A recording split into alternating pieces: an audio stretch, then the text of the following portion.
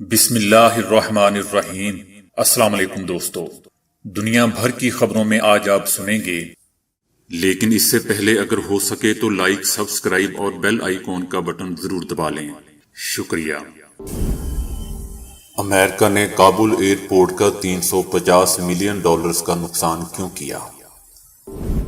پنجشیر کے حالات خانہ جنگی کی طرف جا رہے ہیں، جنرل مارک ملی۔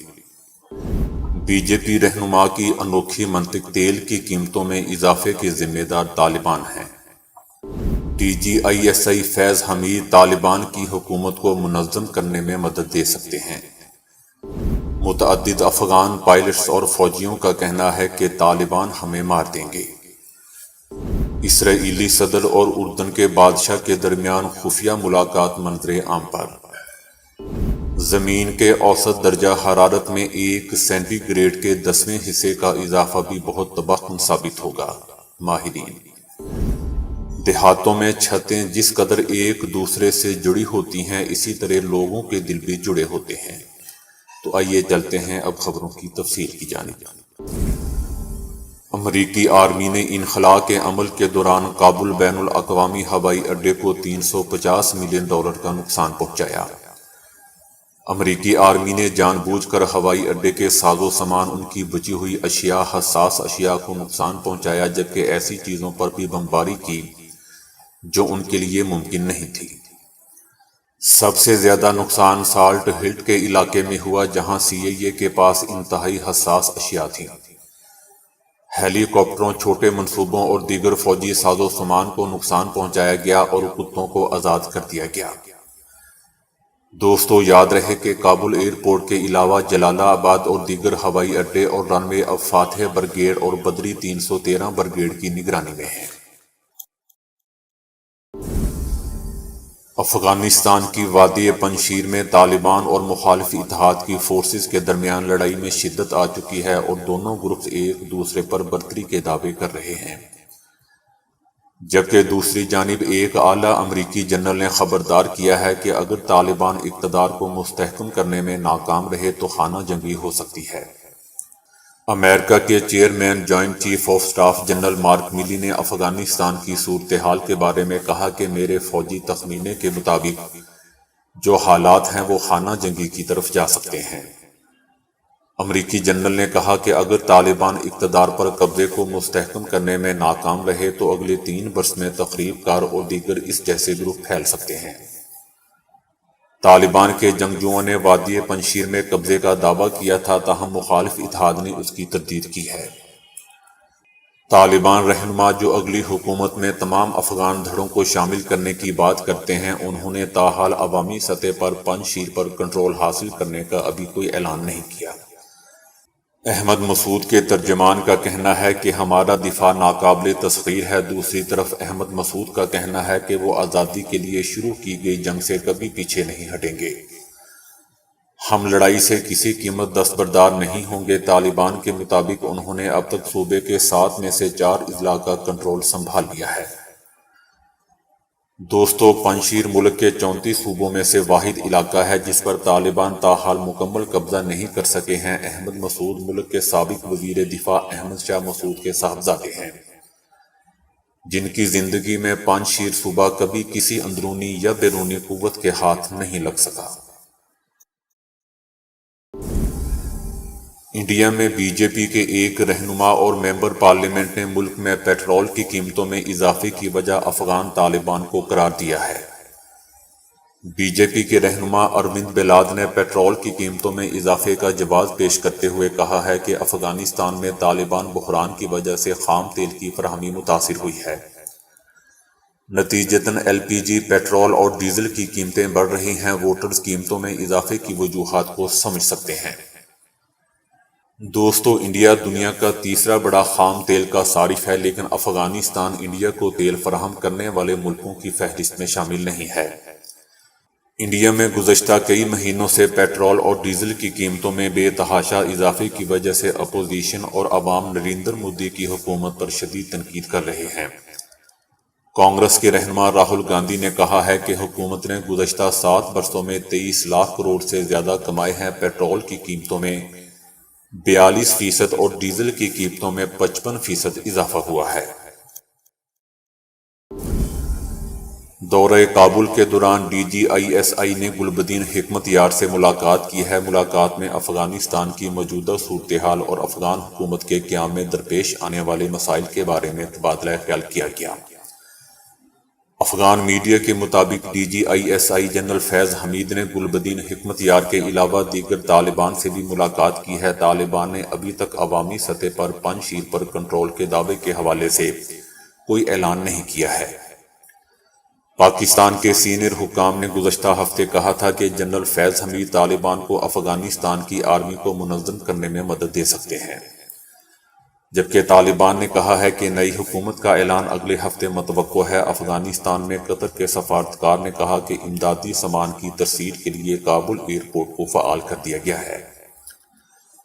مقامی ایئر لائن کی پروازیں بھی شروع ہو چکی ہیں۔ طالبان کے ترجمان ذبیح اللہ مجاہد نے کہا کہ کابل میں منی ایکسچینج ڈیلروں نے بھی کام شروع کر دیا ہے۔ مغربی ممالک کا کہنا ہے کہ وہ طالبان کے ساتھ رابطہ رکھنے اور امدادی سامان پہنچانے کے لیے تیار ہیں، لیکن طالبان کے طرز عمل کو دیکھتے ہوئے ان کی حکومت کو تسلیم کرنے کا فیصلہ نہیں کیا گیا۔ امریکہ سے تربیت یافتہ افغان پائلٹس اور دیگر افغان سیکیورٹی فورسز جو ازبکستان کے ایک کیمپ میں موجود ہیں۔ اگست میں طالبان کے افغانستان پر قبضے کے بعد یہ پائلٹس ازبکستان بھاگ گئے تھے۔ کیمپس میں موجود افغانستان کے سیکیورٹی فورسز کے اہلکار گزشتہ 3 ہفتوں سے انتظار کر رہے ہیں کہ امریکہ ان کو یہاں سے نکال لے گا۔ ایک افغان پائلٹ نے بتایا کہ اگر وہ ہمیں واپس افغانستان بھیجتے ہیں تو مجھے 100% یقین ہے کہ طالبان ہمیں مار دیں گے۔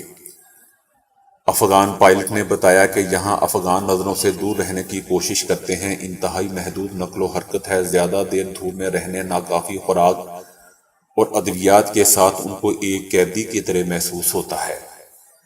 کچھ کا تو وزن بھی کم ہو چکا ہے۔ امریکہ کے موجودہ اور سابق عہدیدار ازبکستان میں افغان اہلکاروں اور طیاروں کو نکالنے میں ناکامی پر امریکی حکومت پر تنقید کر رہے ہیں۔ امریکی محکمہ خارجہ کے ترجمان نے کہا ہے کہ امریکہ اس معاملے پر ازبکستان کے ساتھ بات چیت کر رہا ہے، لیکن اس کے ساتھ اس بات پر بھی زور دیا کہ افغان اہلکار اور طیارے محفوظ ہیں۔ کئی درخواستوں کے باوجود ازبکستان کی حکومت نے اس معاملے پر ابھی کوئی جواب نہیں دیا ہے۔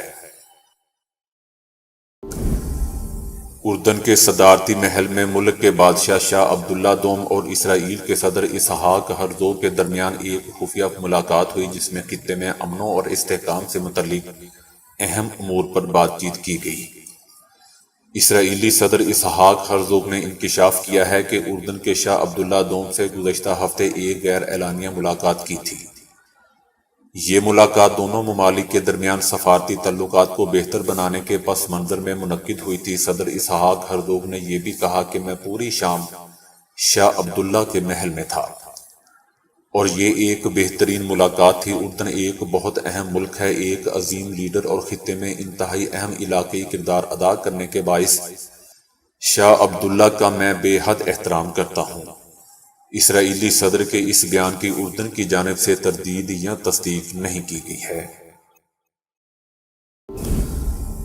اقوام متحدہ نے کہا ہے کہ گزشتہ 50 سالوں میں موسمیاتی آفات میں 5 گنا اضافہ ہو چکا ہے۔ پوری دنیا میں بگڑے ہوئے شدید موسم کے واقعات تیزی سے بڑھ رہے ہیں۔ انسانی مداخلت سے ہر موسم کا مزاج شدید ہو چکا ہے اور یہ سلسلہ مسلسل بڑھ رہا ہے۔ گزشتہ نصف صدی میں دنیا کے مختلف علاقوں میں گرمی کی لہر میں 80% اضافہ ہو چکا ہے۔ یہی حالت خشک سالی کی بھی ہے، جس کا گراف بلند ہو رہا ہے۔ اب فضائی رطوبت بڑھ رہی ہے، اس سے فوری سیلاب اور بارشی سیلاب کے واقعات بڑھ رہے ہیں۔ پھر سمندری طوفان اور سائیکلون بھی کسی سے پیچھے نہیں ہیں۔ 1850 سے اب تک ہمارے سیارے کا اوسطاً درجہ حرارت 1.1 درجہ سینٹی گریڈ تک بڑھ چکا ہے اور 2030 تک اس کا اضافہ 1.5 درجہ سینٹی گریڈ بڑھ جائے گا، لیکن ماہرین کا اصرار ہے کہ اوسطاً درجہ حرارت میں 1 درجہ سینٹی گریڈ کے 10ویں حصے کا بھی اضافہ بہت تباہ کن ثابت ہوتا ہے۔ گلوبلائزیشن کے اثرات دیہاتوں پر بھی مرتب ہو رہے ہیں، لیکن آج بھی دیہات کی زندگی میں وہ رعنائیاں ملتی ہیں جو یہاں کی صدیوں پرانی ثقافت کی امین ہیں۔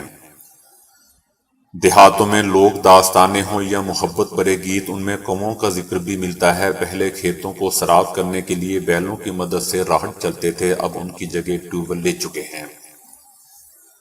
بھٹی والی کا ذکر دیہات کی کہانیوں میں بھی کثرت سے ملتا ہے۔ جدیدیت کے ساتھ ساتھ دیہات میں اب بھٹی والی خواتین بھی کم ہوتی جا رہی ہیں۔ جو شخص کسی بھی دیہات میں زندگی گزار چکا ہے وہ سمجھ سکتا ہے کہ خوشیاں قیمتی کھلونوں کے بغیر بھی مل سکتی ہیں۔ اکثر دیہات میں ایسے بچے بھی نظر آتے ہیں جو ٹائروں کو ایک چھوٹی سی چھڑی کی مدد سے گھماتے ہوئے بھاگ رہے ہوتے ہیں، یا پھر ٹائر جس لوہے کے سرکل پر چڑھا ہوا ہوتا ہے اس کے درمیان میں کوئی چھڑی رکھ کر بھاگ رہے ہوتے ہیں۔ دیہات کے حجام پہلے گھر گھر جا کر حجامت کیا کرتے تھے اور زمیندار لوگ انہیں فصل کی کٹائی کے بعد گندم چاول بطور معاوضہ دیا کرتے تھے۔ کئی دیہات میں ابھی یہی رواج ہے۔ دیہات کی زندگی میں اس کا کردار انتہائی اہم ہوتا ہے۔ شادی بیاہ کے لیے پیغامات یا دعوت نامے گاؤں کا حجام ہی دینے جاتا ہے یا دینے جاتا تھا۔ حالیہ چند برسوں میں گدھے مہنگے ہو گئے ہیں، اور یہی وجہ ہے کہ جانوروں کے لیے چارے کی منتقلی کے لیے ماضی کی طرف دوبارہ بھینسوں کا استعمال بڑھ گیا ہے۔ بھینسیں گدھے کی نسبت سست رفتار ہیں، لیکن مربے یا ڈیرے سے گھر کے راستے بھی طویل نہیں ہیں۔ اب تو شہروں میں بھی تندور کی روایت موجود ہے، لیکن کہا جاتا ہے کہ یہ دیہات سے ہی چلی تھی۔ پنجاب کے زیادہ تر دیہات میں ایک تندور والی ہوتی تھی جہاں سے روٹیاں لگوائی جا سکتی تھیں۔ پہلے معاوضے کے طور پر تندور والی کو آٹا دیا جاتا تھا، اب لوگ پیسے بھی دے دیتے ہیں۔ پاکستان میں گنا چینی بنانے کا ایک بنیادی ذریعہ ہے۔ دیہات سے گنے کے جوس یعنی رو سے کھیر بھی تیار کی جاتی ہے، اور چینی کا متبادل گڑ بھی۔ گڑ بنانے کے لیے گنے کے رس کو ایک بڑے سے برتن میں ڈال کر گرم کیا جاتا ہے۔ کئی دیہاتوں میں اب بھی لوگ چینی کی بجائے گڑ یا شکر کے استعمال کو ہی ترجیح دیتے ہیں۔ مارکیٹ میں بیچے جانے والے گڑ میں تو کیمیکل کا استعمال ہوتا ہے، لیکن اکثر کسان اپنے گھر کے لیے استعمال ہونے والے گڑ میں یہ کیمیکلز استعمال نہیں کرتے۔